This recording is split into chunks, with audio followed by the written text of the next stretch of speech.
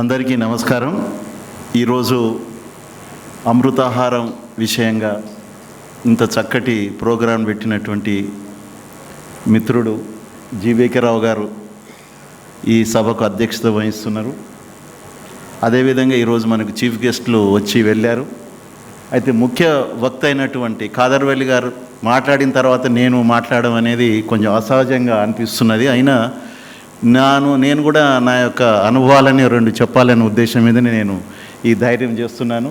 అదేవిధంగా వేదిక మీద ఉన్నటువంటి ప్రభు గారు, వెంకటేష్ గారు, డాక్టర్ వెంకటేష్ గారు, తర్వాత ఈ మీటింగ్కి వచ్చినటువంటి అందరి, ముఖ్యంగా సిరుధాన్యాల మీద మమకారంతో లేకుంటే పాటించాలనే ఉద్దేశంతో లేకుంటే పాటిస్తున్నవారు, తెలుసుకోవడానికి వచ్చినటువంటి వారు, తర్వాత మా తెలంగాణ రిటైర్డ్ ఇంజనీర్ అసోసియేషన్ సంబంధించినటువంటి మిత్రులు, రిటైర్డ్ అంటే సార్ ఒప్పుకోడు, అసలు విశ్రాంతి అంటే ఒప్పుకోడు, అవిశ్రాంత అనాలి వారు ముందు పట్టుకు.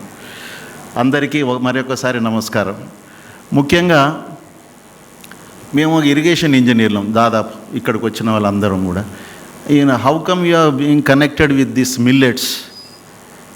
కాదర్వల్లి గారితో మేము మమేకమై మేము పనిచేస్తున్నాము ఎందుకు అనే దానికి చాలామంది అడిగారు అన్నట్టు. మీరు ఇరిగేషను, వాటరు, డ్యామ్సు ఇవి కదా మీరు, అందులో ఈ మిల్లెట్సు, ఆరోగ్యము వీటి మీద ఏంటి అన్నప్పుడు అసలు డీప్గా ఆలోచించినప్పుడు అన్నిటికీ పరిష్కారం మిల్లెట్స్ అని తేలింది అన్నట్టు. నువ్వు దీని మీద భూమి మీద ఉన్న ఏ సమస్యకైనా పరిష్కారము మిల్లెట్స్. అసలు సమస్యలు ఏంటివి? మొట్టమొదలు ఆహారం, తర్వాత ఆరోగ్యం, దాని తర్వాత డిస్ప్యూట్స్ ఫర్ వాటర్. ఇవన్నిటికి కూడా పరిష్కారంగా వచ్చింది మిల్లెట్స్ అని భావిస్తున్నాను. సార్ ఏదైతే ఉద్యమం చేస్తున్నాడో రియల్గా కూడా మేము మా సర్వీస్ అంతా కూడా ఇరిగేషన్ ప్రాజెక్ట్లో పనిచేశాము. కానీ ఎన్నడూ కూడా మేము ఆహారం గురించి కానీ ఆరోగ్యం గురించి కానీ మేము ఆలోచించలేదు. మా యొక్క డ్యూటీ ఎంతవరకు డ్యామ్స్ కట్టడము, కెనాల్స్ దవ్వడము, తర్వాత రైతులకు నీళ్ళు ఇవ్వడం వరకు. అసలు వాళ్ళు ఏం పండిస్తున్నారు, ఏ విధంగా పండిస్తున్నారు అనేది ఈ వాటర్ని తీసుకొని వాళ్ళు ఏమేమి చేస్తున్నారు అనే దాని మీద అసలు మా కంట్రోల్ లేదు, దాని గురించి మా ఆలోచనలు కూడా లేదు.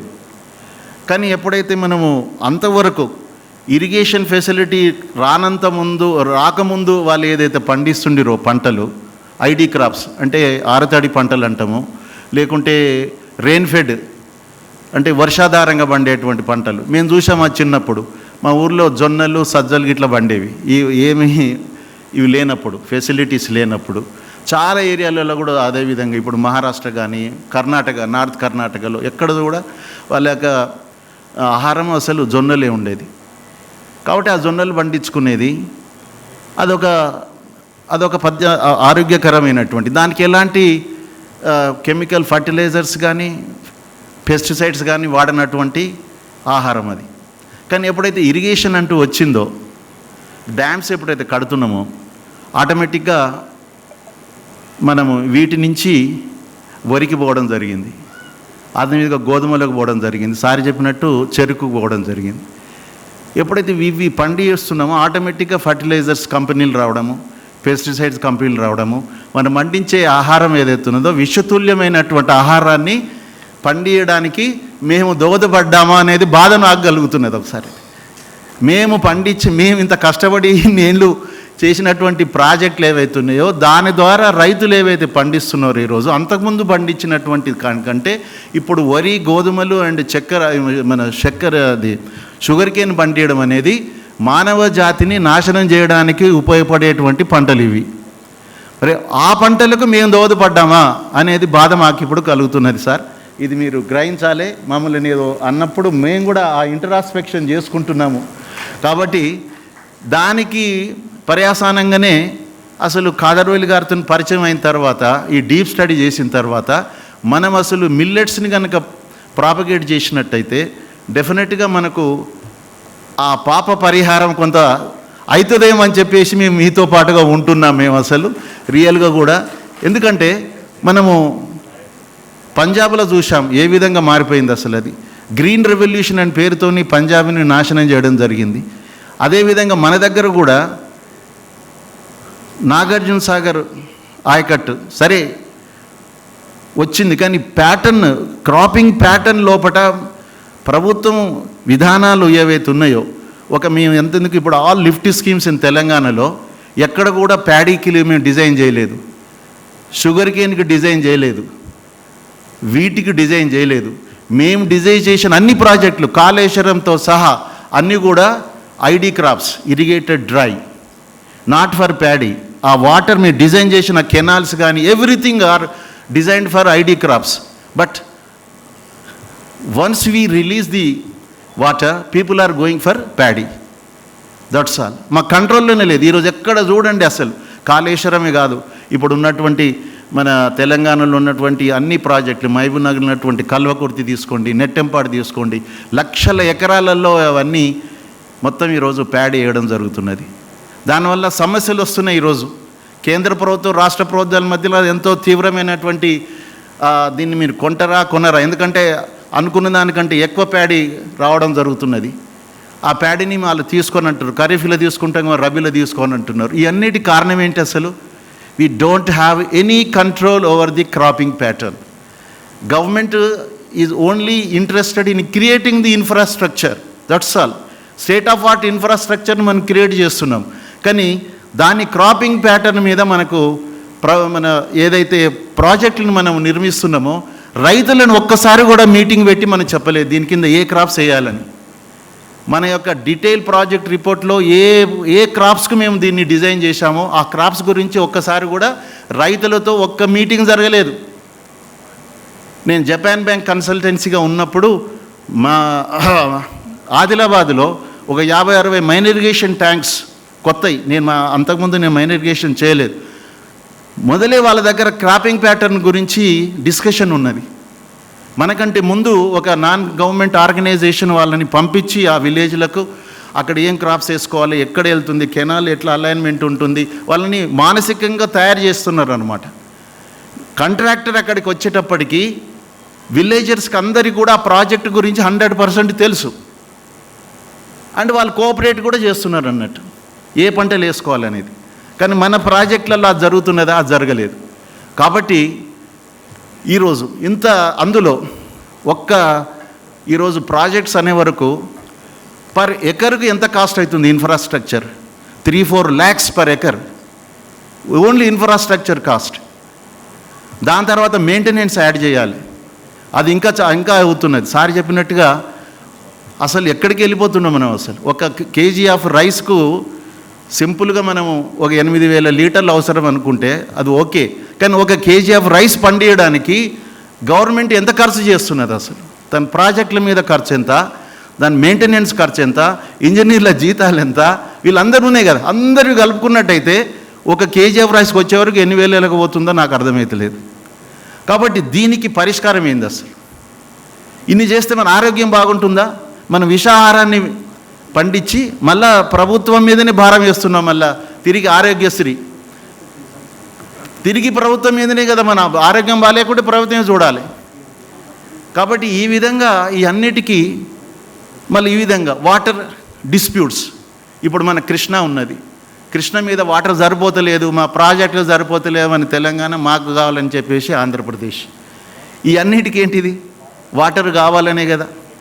ఇంతకుముందు కృష్ణా నది, ఇంతకుముందు సార్ చెప్పినట్టుగా అసలు కృష్ణా నది సముద్రంలో కలవనటువంటి, సముద్రం వరకు నీళ్ళు పోనటువంటి సంవత్సరాలు ఎన్నో అవుతున్నాయి. ఈరోజు నదులు సముద్రంలో కలవాలి, నీళ్ళు అంతవరకు వెళ్ళాలి.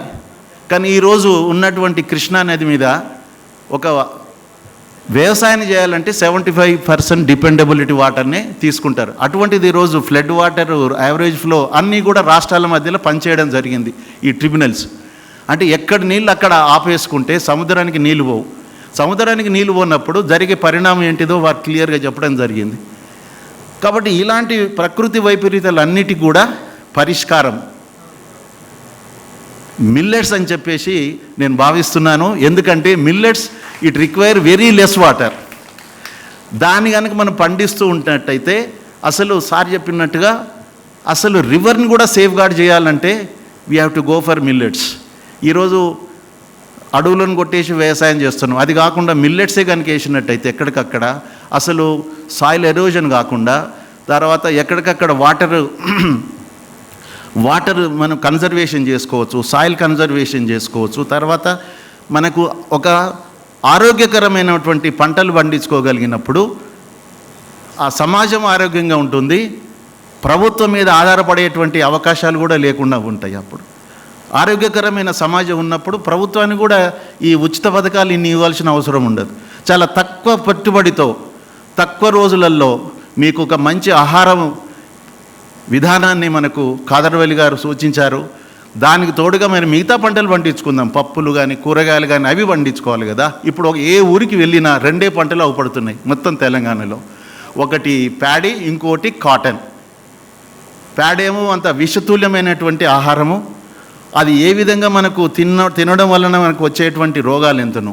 తర్వాత ఓన్లీ కాటన్ వల్ల మొత్తం ప్రకృతిలో వాళ్ళు చల్లేటువంటివి, దాని మీద చల్లేటువంటి పెస్టిసైడ్స్ వలన మొత్తం వాతావరణం. ఒక విలేజ్కి, మహబూబ్ నగర్లో ఒక విలేజ్కి వెళ్ళినప్పుడు ఆ విలేజ్ మొత్తం ఏరియా 5,000 ఎకరాలు ఉన్నట్టయితే 4,500 ఎకరాలు కాటన్. ఆ స్కూల్ ఎమ్మడి కూడా మొత్తం కాటనే ఉన్నది. ఆ స్కూల్కి పోయినప్పుడు విద్యార్థులకు ఒక్కొక్కసారి వాళ్ళు రైతులు వచ్చి ఆ పెస్టిసైడ్స్ కొడుతుంటే ఎంతో 100-200 మందికి ఒక్కోసారి పడిపోయినారు అనమాట. అంటే ఈ విధంగా విషతుల్యం చేస్తున్నాము మన అట్మాస్ఫియర్ని. కాబట్టి వీటిని మార్చుకోవడానికి కనీసం అందుకని మేము ఈ ఉద్యమంలో మేము కూడా ఒక సమిధులు కాదలుచుకున్నాం ఈ యజ్ఞంలో. కాబట్టి మాకు దోచిన పద్ధతి ప్రకారంగా అవేర్నెస్ ప్రోగ్రామ్స్తో పాటు మాటలు కాదు చేతల్లో చేయాలన్నప్పుడు ప్రతి ఒక్కరిని నేను మా ఫ్రెండ్స్ని కానీ అందరినీ కోరేది ఏంటంటే, మీ ఇష్టమైన ఊర్లో ఒక 10-15 మందికి ఒక 2 నెలలు మీరు డయాబెటిక్ ఉన్నటువంటి పేషెంట్ గుర్తించి వారికి 2 నెలలు మీరు ఈ మిల్లెట్ ఆహారం, ఈ సిరిధాన్యాల ఆహారాన్ని మీరు ఏర్పాటు చేసినట్టయితే వాళ్ళకి ఆరోగ్యం బాగుపడుతుంది. They will become the brand ambassadors for this Siridhanya. దాని తర్వాత ఇంకా కొంతమంది ముందుకు వస్తారు అవి తీసుకోవడానికి. దాని తర్వాత సెకండ్ ఫేజ్ కింద మార్కెటింగ్ కాకుండా మీ ఓన్ కన్సంప్షన్కు మీరు కొంత పండించుకోండి అని రైతులకు చెప్పగలుగుతాం మనం. కానీ అక్కడ బ్రాండ్ అంబాసిడర్స్ తయారై ఉండాలి మొదలు. It requires only 2 months. కాబట్టి అన్నిటికంటే నేను కోరేది ఒకటే, నేను సుఖేందర్ రెడ్డి గారిని కూడా మొన్న పోయినప్పుడు వాళ్ళ ఊర్లో పెట్టియమని చెప్పి రిక్వెస్ట్ చేస్తే తను కూడా ఒప్పుకున్నారు. అదేవిధంగా మొన్న మిత్రుని మన జీవికరావు గారిని వాళ్ళ ప్రగతి రిసార్ట్స్లో ఈ ప్రతిపాదన చేయగానే వారు ఆల్రెడీ డిటర్మైన్ ఉన్నట్టుంది. ఇమ్మీడియట్గా చెప్పారు, నా సొంత గ్రామంలో మొత్తం మీద 24/7 అంటే కంప్లీట్గా ఒక 25 మెంబర్స్కు నేను డైలీ సిరిధాన్యాల యొక్క ఆహారాన్ని నేను అందజేస్తానని చెప్పినందుకు వారికి కూడా నేను ధన్యవాదాలు. వారి అత్తగారు ఊర్లో కూడా వారు చేస్తానని చెప్పారు, అది కూడా ఉన్నది. అదేవిధంగా తన యొక్క ఇది ప్రగతి రిసార్ట్స్లో కింద 12 గ్రామాల యొక్క భూములు తీసుకోవడం జరిగింది. ఆ 12 గ్రామాలలో కూడా నేను ఈ సిరిధాన్యాలు వాళ్ళని ఐడెంటిఫై చేసి నేను చేస్తానని చెప్పినందుకు మన అందరి తరఫున వారికి మన అభినందనలు తెలియజేస్తున్నాము. రియల్గా ఇట్ ఈజ్ ఒక మంచి అకేజను. ఈరోజు చాలామంది సండే మన హాలిడే సండే కాబట్టి వి ఎక్స్పెక్టెడ్ చాలామంది వస్తారనుకున్నాము. కానీ వచ్చిన వాళ్ళు ఎవరైతే ఉన్నారో కరెక్ట్గా దీన్ని పాటించాలని చెప్పి వచ్చినటువంటి వాళ్ళని నేను భావిస్తూ డెఫినెట్గా మీరు అందరూ ఈ ఉద్యమంలో భాగం కావాలని కోరుతూ నాకు ఈ అవకాశం ఇచ్చినటువంటి జీవికే రావు గారికి మరొకసారి అభినందనలు ధన్యవాదాలు తెలియజేస్తూ నేను సెలవు తీసుకుంటున్నాను. Thank you so much, sir. Dr. Shyam Prasad Reddy garu is known as a waterman. So he is advisor to the government of Telangana. And he rightly pointed out the gap today what we have is what is the demand supply and what is the climatical condition, what is the soil quality across India and what are the crops we are cultivating. So I hope with this message all the policy makers and the governments will take this advice and see that we work towards bridging that demand supply gap to have a better food safety for our country.